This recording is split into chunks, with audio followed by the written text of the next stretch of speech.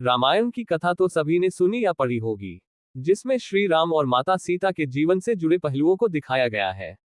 उन्हीं में से एक कहानी में बताया गया है कि कैसे मर्यादा पुरुषोत्तम राम अपनी पत्नी सीता को एक धोबी की बातों में आकर अयोध्या छोड़कर जाने को कह दिया था। लेकिन क्या आपको पता है कि वो धोबी के रूप में जन्मा एक पक्षी तोता था, जिसके श्राप की वजह से ही माता सीता को वन में भटकना पड़ा था। जी हाँ, आपने सही सुना, माता सीता को श्राप मिला था। आज हम आपको बताएंगे कि देवी सीता को किस पाप की सजा मिली, जो उन्हें वन वन भटकना पड़ा। धरती की कोख से जन्मी थी सीता। मिथिला नगरी में जनक राजवंश राज करता था। उन्हीं में से एक राजा सिरध्वज थे। एक बार यज्ञ के लिए वो जमीन जोत रहे थे। उसी समय वहां से एक छोटी कन्या निकलती है। इस सुंदर कन्या को देखकर राजा को बहुत खुशी हुई। उन्होंने उस कन्या को अपनी पुत्री बना लिया। उसका नाम सीता रखा। एक दिन सीता अपनी सहेलियों के साथ बगीचे में खेल रही थी। वहां उन्हें एक तोते का जोड़ा दिखाई दिया, जो बहुत ही खूबसूरत था। वे दोनों पक्षी एक पर्वत की चोटी पर बैठकर बातें कर रहे थे। पृथ्वी पर श्री राम नाम से विख्यात एक बड़े सुंदर राजा होंगे। उनकी महारानी का नाम सीता होगा। श्री राम सीता के साथ कई वर्षों तक राज्य करेगी। धन्य है वे जानकी देवी और धन्य है वे श्री राम। माता सीता ने जानी प्रभु राम की कहानी। तोते की ऐसी बातें सुनकर सीता ने सोचा कि ये दोनों तो मेरे ही बारे में बातें कह रहे हैं। इन्हें पकड़कर मैं इनसे अपने जीवन से जुड़ी सारी बातें पूछ सकती हूँ। इसीलिए उन्होंने अपनी सहेलियों से उन दोनों पक्षियों को पकड़कर लाने को कहा। उनकी सहेलियां उस पर्वत पर गईं और दोनों पक्षियों को पकड़कर ले आईं। माता सीता उन पक्षियों से कहती हैं कि तुम दोनों बहुत सुंदर हो, देखो, डरो नहीं, मैं तुम्हें कोई नुकसान नहीं पहुंचाऊंगी। तुम बस मुझे ये बताओ कि तुम कौन हो और कहां से आए हो। राम कौन है और सीता कौन है, तुम्हें उनके बारे में कैसे पता है। पक्षी जोड़े ने सुनाई श्री राम जन्म की कथा। माता सीता के पूछने पर दोनों पक्षी बताते हैं कि एक बहुत विख्यात महर्षि वाल्मीकि है। हम दोनों उन्हीं के आश्रम में रहते हैं। महर्षि ने रामायण नाम का एक ग्रंथ लिखा है, जिसका पाठ उन्होंने अपने शिष्यों को भी कराया है। उन पक्षियों ने सीता को यह भी बताया कि इस ग्रंथ में महर्षि वाल्मीकि ने बताया है कि महर्षि ऋष्यशृंग के द्वारा किए गए पुत्रेष्टि यज्ञ से प्रसन्न होकर भगवान विष्णु, राम, लक्ष्मण, भरत और शत्रुघ्न, ये चार मानव शरीर धारण कर पृथ्वी पर जन्म लेंगे। बड़े होने पर श्री राम महर्षि विश्वामित्र और अपने छोटे भाई लक्ष्मण के साथ हाथ में धनुष लिए मिथिला आएंगे और शिव जी के धनुष को तोड़कर सीता से विवाह करेंगे। राम और सीता का विवाह।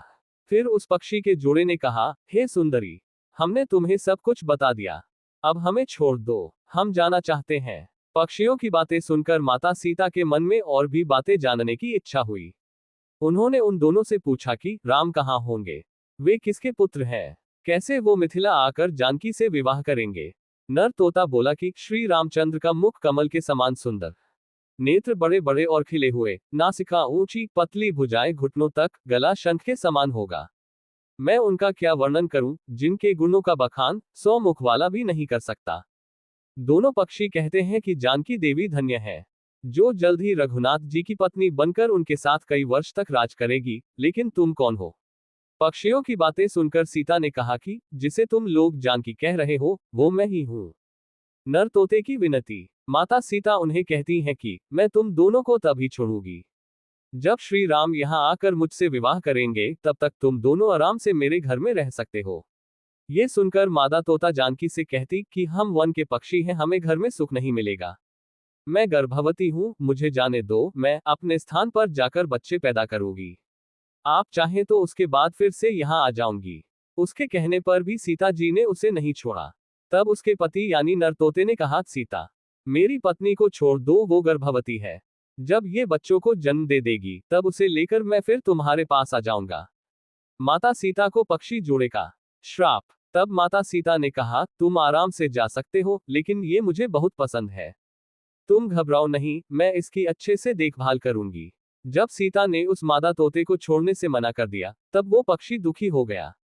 पक्षी दोबारा सीता जी से निवेदन करता है कि मैं अपनी पत्नी के बिना जिंदा नहीं रह सकता, इसलिए इसे छोड़ दो। माता सीता, तुम बहुत अच्छी हो, मेरी प्रार्थना मान लो। इस तरह उसने बहुत समझाया, लेकिन सीता ने उसकी पत्नी को नहीं छोड़ा। तब मादा पक्षी ने क्रोध में सीता को श्राप दिया कि अरे, जिस प्रकार तू मुझे इस समय अपने पति से अलग कर रही है, वैसे ही तुझे भी स्वयं गर्भवती की अवस्था में श्री राम से अलग होना पड़ेगा। वन वन भटकती रही माता सीता। कुछ दिन बाद पति से बिछड़ने के दुख में मादा पक्षी के प्राण निकल गए। पत्नी की मौत हो जाने पर नर पक्षी दुखी हो गया। फिर वो सीता जी से बोला कि मैं मनुष्यों से भरी श्री राम की नगरी अयोध्या में जन्म लूंगा। मेरे ही कारण तुम्हें पति के वियोग का दुख उठाना पड़ेगा। ये कहकर वो वहां से उड़ जाता है। कुछ साल बाद उसका जन्म अयोध्या में धोबी के घर हुआ। उस धोबी के कारण ही सीता जी का अपमान हुआ। उन्हें अपने पति श्री राम से अलग होना पड़ा। उस तोते का श्राप ही सीता जी के पति श्री राम से बिछड़ने का कारण बना। इसलिए जब माता सीता गर्भवती थी तो उन्हें भी पति से दूर वन में रहना पड़ता है।